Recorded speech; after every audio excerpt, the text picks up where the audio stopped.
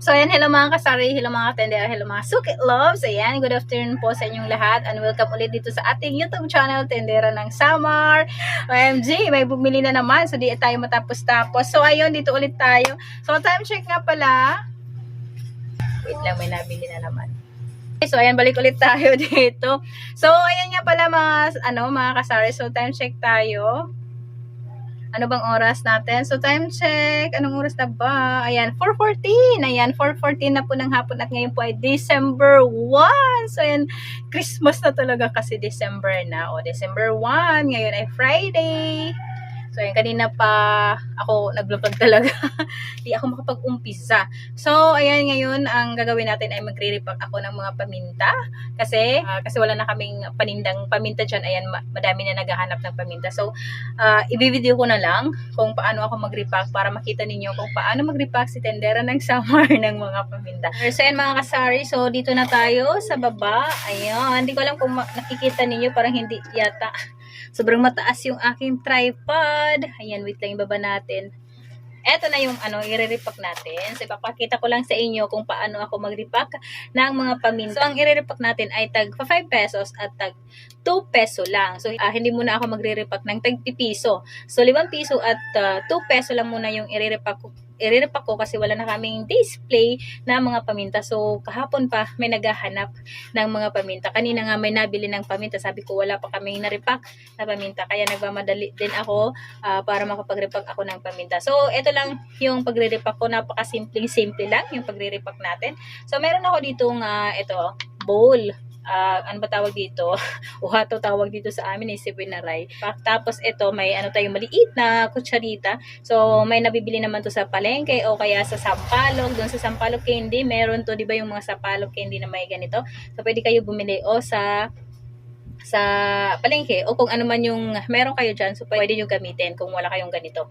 So, ayan. So, ito ay meron ako dito, 1/4 kilo na pamintang durog, pero hindi naman siya durog na durog, ayan o. Medyo parang crack.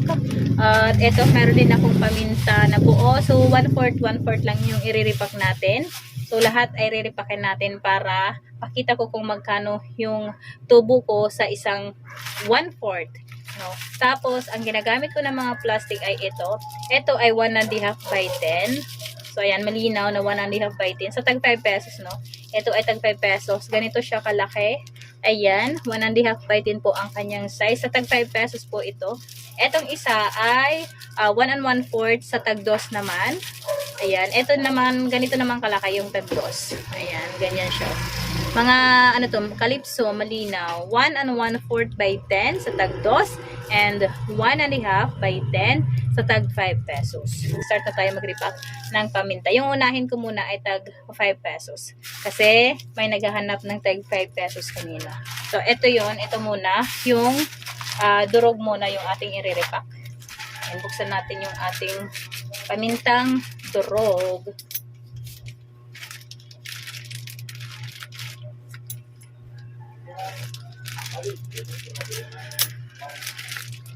Kung may mask kayo, mas maganda may mask pag nagre-repack tayo ng mga ganito. Kasi ma-hatching talaga tayo dito sa pamintang durog na to. So, endorse natin. Ako wala akong mask. So, wala kasi kaming mask dito. Kaya di na muna ako nag-mask. So, endorse na natin yung 1/4 na paminta. Hindi siya pinong-pino, no?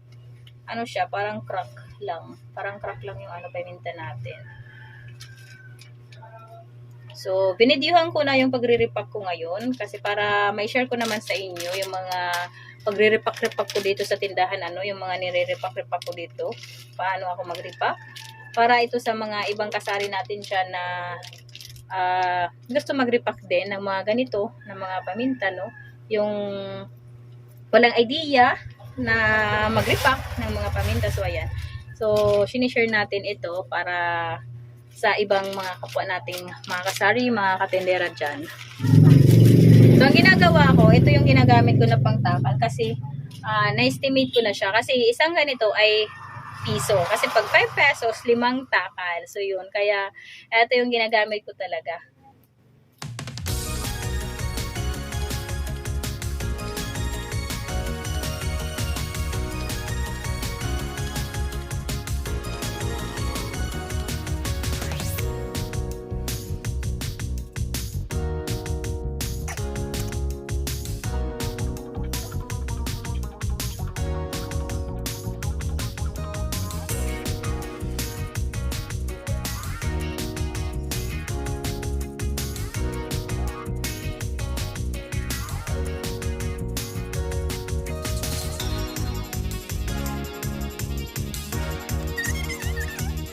stop ko muna yung pag-repack ng tag 5 pesos.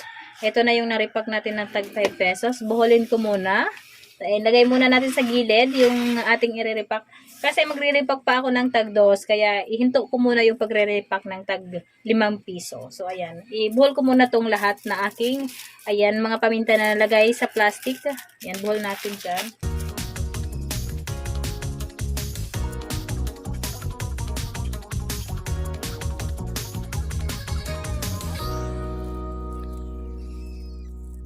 Ayan na, ito na mga kasari, nakapag-repack na tayo ng tag 5 pesos. So, madami na yung na-repack ko.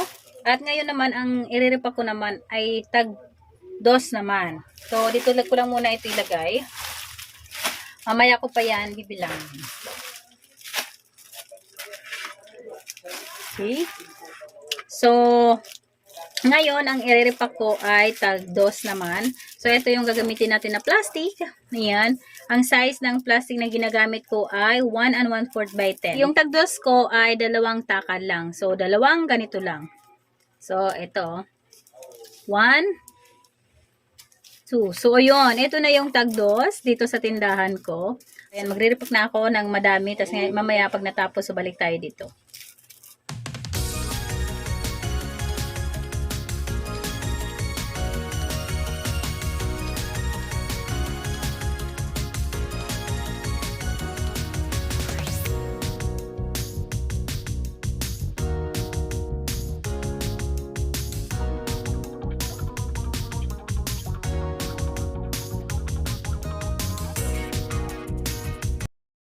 Ayan, so ito na yung na-repack ko. Ito yung tag 2. Ito lahat. Tapos, ito naman ay tag 5 piso. So, naubos ko na ang 1/4 na pimenta na durog.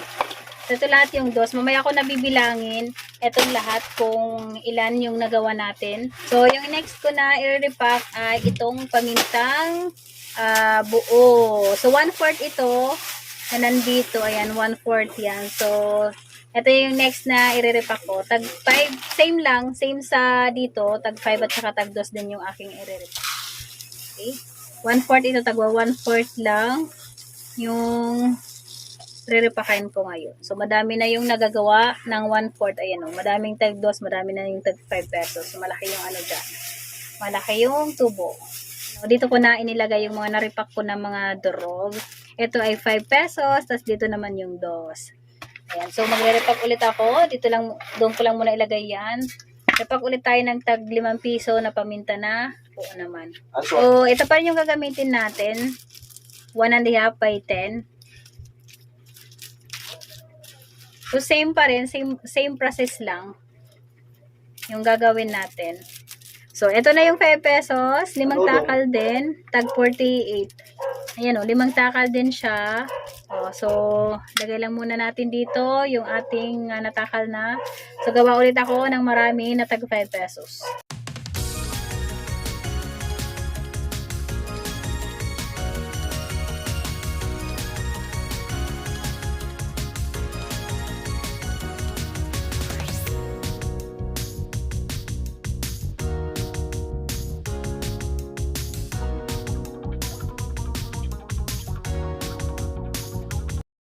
So, ayan, tapos na yung tag 5 pesos. So, ito na, yung tag 5 pesos. So, yung next na i-repack ko ay tag 2 naman. 1 1/4 ang plastic na tag 2.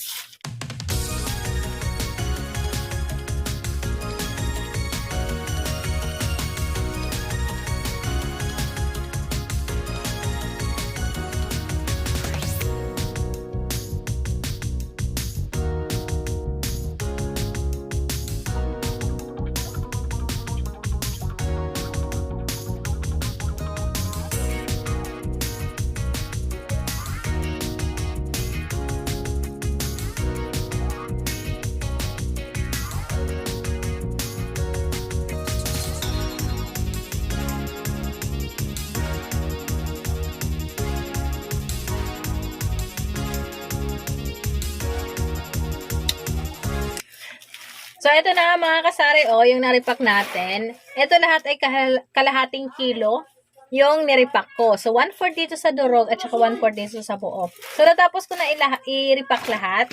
Ayan yung plastic natin. May sobra pa tayo, May sobra pa, pwede natin gamitin sa susunod pag mag-repack tayo.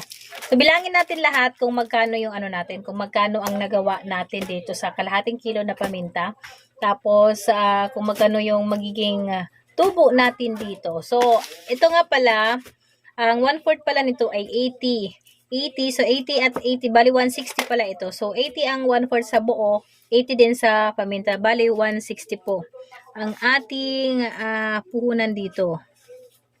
And meron tayong plastic. Ito ay tag 10 lang dito sa amin. So, 20 pesos. Ayan. Bali yung puhunan ko ay 180 pesos. So, 180 yung puhunan natin dito. Kasama na yung plastic na ginamit ko. So, bilangin natin kung ilan lahat yung nagawa ko. So, dito muna tayo sa pamintang ayan, durog. So, dito tayo sa 5 pesos. Naka-play ba? So, ayan. So, dito bilangin natin. 2,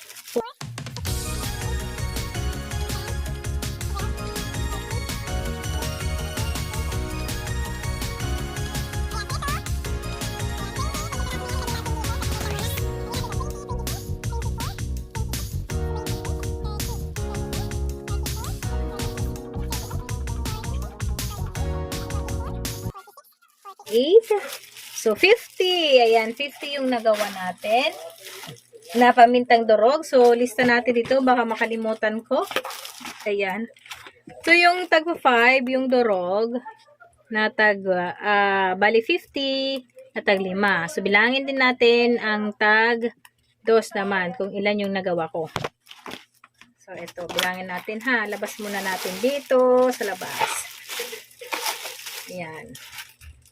So, ito yung tatag 2. Ayan, bilangin natin ha. 2, 4.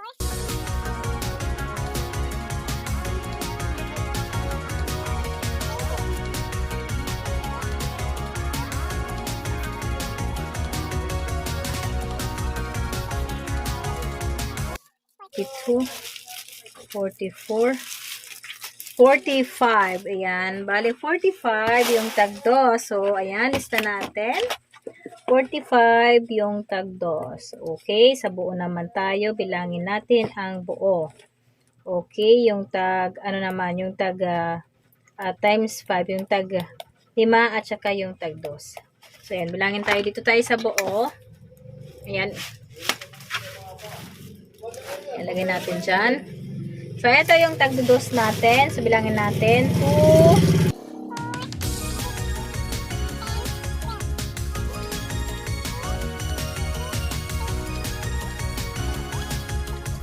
28, 30, 32. Ayan, 32.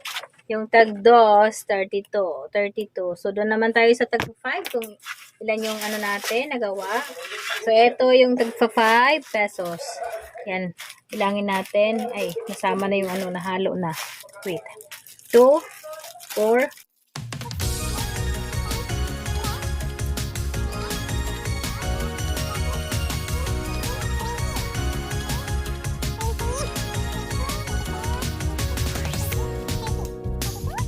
33, 34, 35. Bali, 35. Yung tag 5. Ayan. So, 35. Ayan. So, 35 yung tag 5. Ito na. Computin natin, guys. Ayan. So, ito na yung lahat yung naripak natin, mga kasari. So, ayan. Computin natin. So, may nagawa ako na 50 peraso na durog na tag 5 pesos. I-times natin yan. 50 times 5. Ayan. 250 at 45 na tag 2. So, may 90 tayo. Dito naman tayo sa buo. Sa buo, ang nagawa ko na tag 5 piso ay 35 pesos times 5 natin. So, 175. Plus yung tag 2 ay 32 times 2. 64. Ayan. Total natin lahat kung magkano lahat. 250 plus 90 plus 175 plus 64. 579. So, eto na guys. Oh, na-compute na natin. So, eto lahat. Ang total nitong lahat, maibenta ko yan. So, ito ang kalalabasan dyan. 579. Pag naubos ko lahat, ng ito na rinipak natin. So, ang aking puhunan dyan ay 180 pesos lang. Kasi yung paminta, ayan, ay 160 ang kalahati. Tapos, 20 na plastic, so 180 less natin. Sa 180. So, ayan, less natin. 579 minus 180. Ayan, may tubo ako dito na 399. So, ayan yung ano natin. Ito, 399 pesos ang aking tinubo dito sa niripak ko na paminta na kalahating kilo. O, di ba mga katendera, mga kasari, ang laki ng tubo natin dito sa paminta. So, ito ay kalahating kilo pa lang yan. Sakit natin dito. Yan, ito na. Ay, ano pala to? Mas mahaba pala to isa kaysa dito. So, may adjustan ko pala to. Dapat pala ganyan din. O, diba? Yan na. Ito tag 5 pesos dito sa taas. Tapos ito tag 2. So, ito lang muna yung may share ko sa inyo. Ang pagre-repack ko lang muna ng mga paminta. So, sana nagustuhan ninyo yung ating na-vlog, yung aking na-share sa inyo. Sana naman ay may natutunan kayo ngayon sa na-share ko sa inyo about sa repacking. Hanggang dito na lang muna yung vlog ko. Ayan, maraming salamat sa inyo. Happy selling mga kasari, mga katendera. Thank you for watching. Bye-bye. See you sa next vlog. Bye-bye guys. Bye-bye, bye-bye, bye-bye.